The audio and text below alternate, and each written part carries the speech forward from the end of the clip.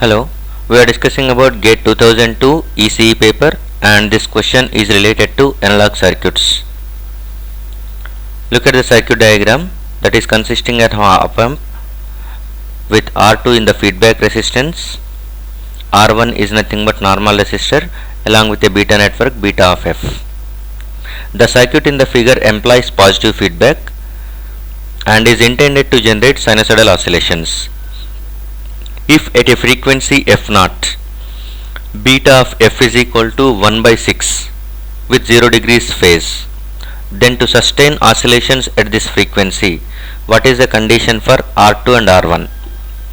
The relation between R2 and R1 such that this circuit has to generate sinusoidal oscillations. So we are going to find out the relation between R2 and R1 so that this circuit is able to generate sinusoidal oscillations. Remember that one condition for the generation of sinusoidal oscillations is nothing but loop gain is equal to 1. Loop gain has to be equal to 1. This is the main important condition to generate sustained oscillations. Loop gain is equal to 1. Loop gain implies nothing but A into beta. Loop gain is nothing but A into beta.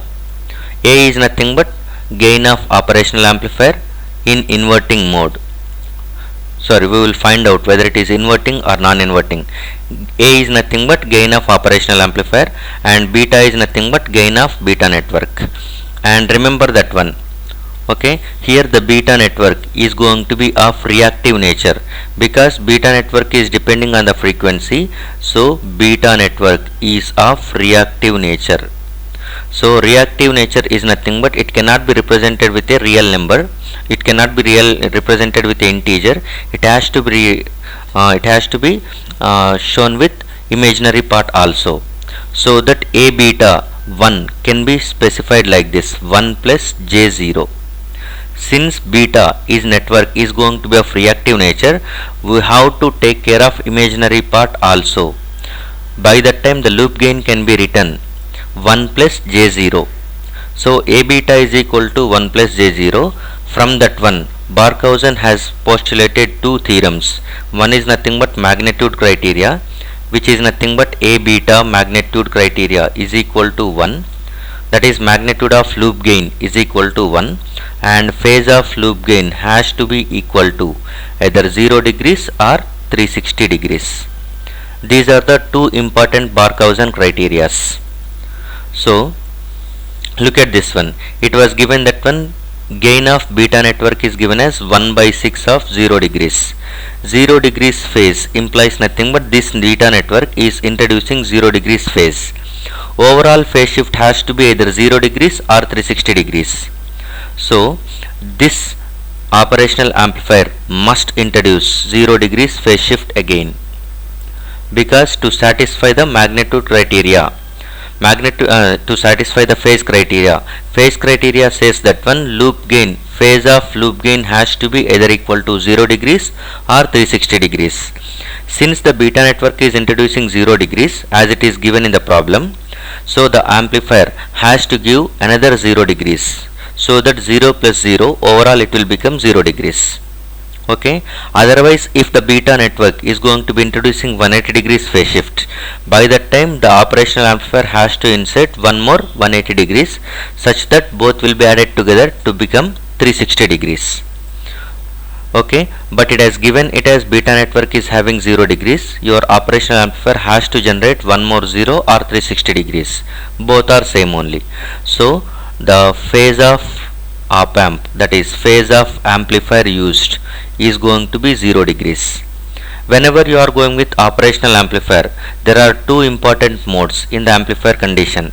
One is inverting mode, the other is non-inverting mode. Inverting mode introduces 180 degrees phase shift at the output, whereas non-inverting mode introduces 0 degrees phase shift. So here the requirement is 0 degrees phase shift. That implies nothing but op amp must be used in non-inverting mode.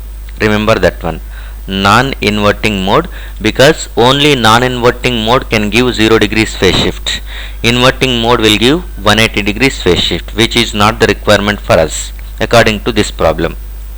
So gain of operational amplifier, gain of op amp in non-inverting mode, in non-inverting mode is nothing but 1 plus R2 divided by R1. Okay, and from magnitude criteria, from